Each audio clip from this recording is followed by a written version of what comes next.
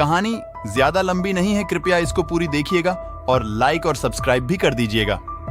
Comment में बताइएगा कैसा लगा। एक बार की बात है, पहाड़ियों और हरी भरी हरियाली के बीच बसे एक सुंदर गांव था। सभी पशुपालक और कृषि कर्म करता था अपनी जीवन निर्वाह के लिए। सब गांव में हंसी खुशी के साथ मिलजुल के रहता था। कुछ दिन से गांव में रहस्यमय चोरियों से ग्रामीण हैरान और परेशान थे। चोर गांव वालों के बकरी चुरा के ले जाते थे। गांव वाले कुछ दिन तो सोचता रहा पास के जंगल से शेर इन बकरियों को चुराता होगा। इसीलिए गांव वालों ने रात को पहरा देने का फैसला किया। कुछ गांव वाले बारी बारी पूरी रात पहरा देता था, लेकिन इससे कुछ हासिल नहीं हुआ। बकरियों का चोरी होना नहीं रुका। गांव वाले इस चोरी से काफी परेशान हो गया था। ग्रामीणों के बीच अर्जुन नाम का एक युवा लड़का रहता था, जो अपनी तीक्ष्ण बुद्धि के लिए जाना जाता था। अर्जुन ने चोरी के पैटर्न को देखा था और रहस्य को उजागर करने का फैसला किया था। वह बकरियों की आदतों और ग्रामीणों की दिनचर्या का सावधानी पूर्वक अध्ययन करने में दिन रात बिताते थे। अर्जुन को यकीन था कि यह कोई शेर का कारनामा नहीं था। एक दिन गांव के बाहरी इलाके में टहल रहा था तो उसने एक चरवाहा को देखा। उसके पास काफी बकरियां था और सारे के सारे काले रंग का था। सारे गांव वाले काफी परेशान और उदास था, लेकिन ओ चरवाहा के चेहरे पे कोई उदासी की लकीरें दिखाई नहीं देता था, बल्कि वह तो काफी खुश नजर आता था। पैनी निगाहों और खामोश कदमों से वह उस चरवाहा के पास पहुंचा और उससे बातें करने लगा। भाई साहब, आपके पास तो काफी सारी बकरियां हैं और सब एक नंबर नस्ल का लगता है। अजनबी इंसान को देख वह सतर्क हो गया और बोला, इससे आपको क्या लेना देना, आप अपनी काम से मतलब रखें। ऐसा कहकर वह आगे बढ़ने लगा तो अर्जुन ने उसे लालच देने का सोचा और कहा, मैं यहाँ एक बड़े व्यापारी के साथ आया हूँ जो शहर से आया है और बड़े पैमाने पर बकरियों को खरीदना चाहता है। मैंने काफी गांव में देखा है, लेकिन किसी के पास इतने बकरियां मैंने नहीं देखा। और एक बात, वह व्यापारी सिर्फ काले रंग के बकरियां खरीदने के इच्छुक है और वह काले बकरियों का मुंह मांगी कीमत देने को भी तैयार है। मुंह मांगी कीमत सुनकर उस चरवाहा को लालच आया और बेचने को राजी हो गया। तब अर्जुन ने आगे कहा, मैंने सुना है गांव में काफी दिनों से बकरियां गायब हो रहा है। क्या आपका भी बकरियां गायब हुआ है? तो उस चरवाहा ने कहा, नहीं, मैं अपने बकरियों का काफी ख्याल रखता हूँ और पूरी रात जागकर इनकी रखवाली करता हूँ, इसलिए मेरी बकरियां चोरी नहीं होता। अगर आप खरीदने के इच्छुक है तो कुछ रुपया मुझे आज ही देना पड़ेगा, वरना मैं कुछ दिनों के बाद इसे शहर ले जाकर बेच दूंगा। चरवाहे की बातें सुनकर अर्जुन ने कहा, नहीं, आपको शहर जाने की जरूरत नहीं, यहीं गांव में आपको मुंहमांगी कीमत मिल जाएगा। आप पेशगी के तौर पर आज ही यह कुछ पैसे मुझसे रख लीजिए और कल सुबह आइए और सारी कीमत ले जाइएगा। चतुर अर्जुन ने पैसे देते वक्त चरवाहे के हाथ को बारीकी से देख लिया और उसे यकीन हो गया था कि यही बकरी चोर है। सुबह सारे गांव वाले को अर्जुन ने इकट्ठा कर लिया और कहा कि वह आज उस बकरी चोर को पकड़ लेगा। कुछ समय बाद वह चरवाहा अपनी सारी बकरियां लेकर गांव में आ गया तो अर्जुन ने गांव वालों से कहा, यही आप लोगों का असली चोर है, इसे पकड़ लीजिए। अर्जुन की बात सुनकर चरवाहा डर गया और दुखी स्वर में गांव वालों से बोला, हे न्याय प्रेमी गांव वालों, मैं एक निर्धन चरवाहा हूं। बकरियों को पालना और बेचना ही मेरी आजीविका है, अतः मैं निर्दोष हूं और किसी प्रमाण के बिना आरोप लगाना अनुचित है। यदि मैं निर्धन हूं तो क्या इसे मुझे चोर कहने का अधिकार मिल गया है? चरवाहे की यह बात सुन गांव वाले बोले, अर्जुन, तुम्हें ऐसा कहना शोभा नहीं देता। क्या तुम अपनी बात सिद्ध कर सकते हो कि यही असली चोर है? सबकी बातें सुन। अर्जुन बोला, मैं अपनी बात सिद्ध सकता हूं। यह कहते हुए अर्जुन ने एक बाल्टी पानी उठाया और एक बकरे के ऊपर डाल दिया। बकरे गीला हो गया और सभी गांव वाले आश्चर्य से देखने लगे। बकरी पर गिरा पानी रंगीन हो गया और उसका काला रंग हल्का सफेद हो गया। अर्जुन बोला, यह कोई काली बकरी नहीं है, बल्कि वही सफेद बकरियां हैं जो गांव से गायब हुआ है। ये सारी बकरियां सफेद हैं और इसे काली रंग से रंगकर काला बनाया गया है। अगर विश्वास नहीं है तो सारी बकरियों को पानी से नहलाकर देख लीजिए। कुछ गांव वालों ने और बकरियों के ऊपर पानी डालकर देखा तो उसके भी रंग निकलने लगा। तो गांव वालों ने अर्जुन से पूछा, परंतु अर्जुन, तुम्हें कैसे पता लगा कि यह बकरियां रंगा गया है? तो अर्जुन बोला, चरवाहे के काले नाखूनों से। बकरे पर लगे रंग तथा उसके नाखूनों का रंग एक समान है। और एक बात, सारी गांव से बकरियां गायब हो रहा था, लेकिन इसका बढ़ता ही जा रहा था। अपनी पोल खुलते देख चरवाहा भागने का प्रयास करने लगा, परंतु गांव वालों ने उसे पकड़ लिया। उसे चोरी करने के अपराध में पुलिस को बुलाकर जेल में डाल दिया। वहीं गांव वालों ने अर्जुन को अपने कंधे पर उठा लिया और काफी पुरस्कार से सम्मानित किया। कहानी ज्यादा लंबी नहीं है, कृपया इसको पूरी देखिएगा और लाइक और सब्सक्राइब भी कर दीजिएगा। कमेंट में बताइएगा कैसा लगा। शहर से दूर लक्ष्मीपुर गांव में अभी अभी एक शातिर और चतुर चोर बांकेलाल की एंट्री हुई है। वो लोगों को उल्लू बनाकर हाथ साफ करने में माहिर था। वो कभी एक जगह पर टिकता नहीं था। एक जगह लोगों को उल्लू बनाकर सब कुछ लूटकर फौरन वो जगह छोड़ देता था। इसीलिए बांकेलाल आज तक किसी के हत्थे नहीं लगा। लक्ष्मीपुर गांव में बनारसी नाम का एक किसान खेती किसानी करता था।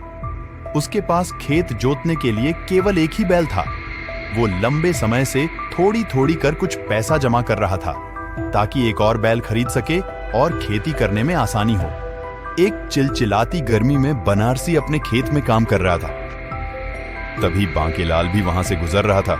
उसने देखा कि बनारसी एक बैल से अपनी खेत जोत रहा था। बांकेलाल धीरे धीरे उसके पास गया और कहा, भाई साहब, आप क्यों इस चिलचिलाती गर्मी में केवल एक बैल से खेत जोत रहे हो, वो भी काली बैल से? क्या आपको मालूम नहीं काली बैल धूप की वजह से ज्यादा काम नहीं कर सकते? तभी बनारसी ने कहा, क्या करें भाई साहब, मैं साधारण किसान, मेरे पास केवल एक ही बैल है। वैसे थोड़े थोड़े पैसा जमा कर रहा हूं, अभी तो 20,000 रुपए ही जमा हुआ है। थोड़ी दिन बाद एक और बैल खरीद लूंगा, तभी मेरा काम आसान होगा। उसकी बात सुन चतुर ठग बांकेलाल ने उसे उल्लू बनाने की तरकीब सोचा। बांकेलाल ने कहा, भाई साहब, मेरे पास एक चमत्कारी रंग है जो काली बैल को सफेद बना सकता है। अगर बैल सफेद हो तो धूप में ज्यादा गर्मी नहीं लगेगी और वो आपका काम दुगुना कर देगा। उसके बदले आपको मुझे केवल 100 रुपया देना होगा। मंजूर हो तो बोलो। बांकेलाल की बात उसे सच्ची लगी। उसने सोचा, अगर 100 रुपया देकर ज्यादा काम हो तो क्यों नहीं। जब पैसा जमा हो जाए तब दूसरा बैल भी आ जाएगा। तब तक के लिए एक जुगाड़ डच अच्छा रहेगा। इतना सोचकर बनारसी ने 100 रुपया देकर बैल को रंगने में मंजूरी दे दी। तभी बांकेलाल ने सफेद चुना पानी में घोलकर बैल को लगा दी और काली बैल कुछ ही पल में पूरी तरह सफेद हो गया। सफेद बैल देखकर बनारसी एकदम खुश हो गया और बांकेलाल से कहा, भाई साहब, अभी तो मेरे पास पैसा नहीं है, आप थोड़ी देर ठहरो, काम खत्म करके मैं घर से पैसे ले आता हूं और आपको दे दूंगा। तभी चतुर बांकेलाल ने कहा, नहीं भाई साहब, इतनी देर तो मैं यहाँ नहीं रुक सकता, मुझे बहुत दूर जाना है। आप अपनी घर का पता बता दीजिए, मैं खुद जाकर ले जाऊंगा। बनारसी ने अपनी घर के तरफ इशारा करके कहा, देखो भाई साहब, वो दूर पहाड़ी पे सफेद रंग का कच्ची मकान है ना, वो मेरा है। अभी तो घर में मेरी पत्नी होगी, आप जाइए और वहां से पैसे ले जाइए। बांकेलाल चला गया और वहां जाकर किसान की पत्नी से कहा, बहन जी, अभी अभी मैंने आपके पति को मेरा सफेद बैल 20,000 रुपये में बेचा है। और भाई साहब ने कहा कि घर जाकर मेरी पत्नी से ले लेना। अजनबी इंसान को देखकर बनारसी की पत्नी थोड़ी झिझकी और बाहर आकर देखा। उसने दूर से देखा, बनारसी सफेद बैल से खेत में काम कर रहा था। उसने आवाज लगाई, अजी सुनते हो, ये भाई साहब पैसा मांग रहा है, क्या दे दूं? अब इतनी दूर आवाज तो साफ सुनाई नहीं देगा। बनारसी ने सिर्फ इशारा समझा और कहा, हाँ दे दो। पति के इशारे के बाद बनारसी के पत्नी ने वो सारे पैसे बांकेलाल को दे दिया। पैसा लेते ही चतुर ठग बांकेलाल वहीं से 9-2-11 हो गया। शाम को बनारसी अपनी खेती का काम निपटाकर घर वापस आ गया। उसकी पत्नी आज काफी खुश था। उसने ने कहा, आज स्वादिष्ट भोजन बनाया है, गाजर का हलवा, मटर पनीर की सब्जी और पुलाव। आपको यह सब पसंद है ना? तभी बनारसी ने कहा, अरे भाग्यवान, इतनी सारी किस खुशी में बनाया है आज? तो पत्नी ने कहा, आज आपने एक और बैल खरीदा है ना, इसी खुशी में। तब बनारसी ने कहा, नहीं भाग्यवान, अभी इतने पैसे में बैल कहां से आएगा? वो तो एक भला मानस मिल गया था, उसने हमारी बैल को सफेद बनाया है ताकि काम ज्यादा कर सके। उसके बदले में 100 रुपये मांगा था, जो मैंने कहा कि घर जाकर तुमसे ले लेना। पत्नी चिल्लाया, हे भगवान, उसने तो हमें लूट लिया। उसने कहा कि आपने नई बैल खरीदा है और उसकी 20,000 रुपये मुझसे ले गया। मैंने वह पैसे आपसे पूछ कर ही दिया था ना। अभी बनारसी ने एक ही निवाला खाया था। पत्नी की बात सुन उसकी होश उड़ गया। वो खाना छोड़ बाहर की तरफ दौड़े और चिल्लाने लगा, पकड़ो पकड़ो, चोर चोर। वो मुझे उल्लू बनाकर मेरे पैसे ले गया। लेकिन अब क्या करें, चतुर ठग बांकेलाल तो कब की उसे चंपत लगाकर पतली गली से निकल चुका था। एक हलचल भरे रंग बिरंगे शहर के मध्य में एक अनोखी छोटी सी सड़क थी, जो हर शाम स्वादिष्ट स्ट्रीट फूड की सुगंध से जीवंत हो उठती थी। दुनिया के सबसे स्वादिष्ट और सबसे जादुई समोसे की लालसा को पूरा करने के लिए सभी वर्गों के लोग इस सड़क पर आते थे। इस समोसा केंद्र में एक साधारण भोजन गाड़ी खड़ी थी, जिसे राजा चाचा नाम का एक बुजुर्ग व्यक्ति चलाता था। गाड़ी दिखने में सामान्य थी, फीके रंग के साथ एक साधारण लकड़ी की संरचना, लेकिन जो चीज इसे वास्तव में असाधारण बनाती थी वह थी राजा चाचा द्वारा परोसे गए समोसे। राजा चाचा के पास एक रहस्य था जो उनके समोसे को किसी अन्य से अलग बनाता था। उनके पास एक पुरानी फटी पुरानी रेसिपी की किताब थी, जो उनके परिवार की पीढ़ियों से चली आ रही थी, जिनमें जादू का पुट था।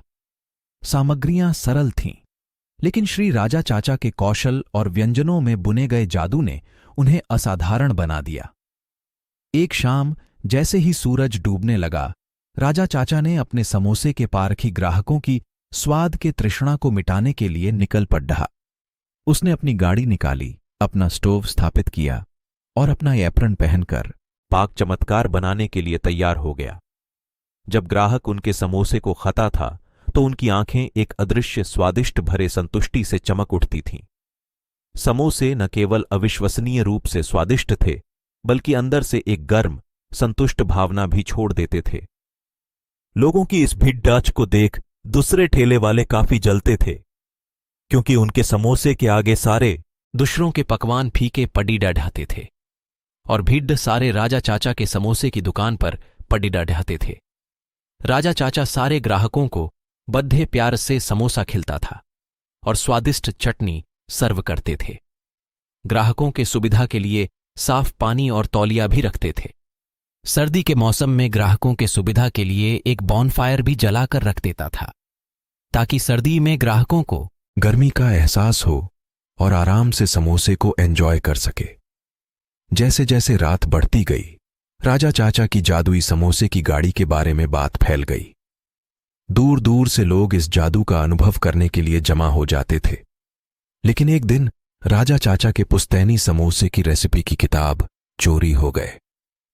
राजा चाचा ने अपनी पुश्तैनी रेसिपी की किताब बहुत ढूंढा, लेकिन उसे ढूंढने में सफल नहीं हो सके। दरअसल वो किताब उनके ही पड़ोसी हाजमत लाल के बेटे डोरा लाल ने चुराया था। अब राजा चाचा के पुश्तैनी रेसिपी की किताब देखकर डोरा लाल ने भी समोसे की ठेला लगाना शुरू किया। जब रेसिपी में देखकर समोसा बनाया गया तो डोरा लाल के समोसे भी काफी स्वादिष्ट बन गया।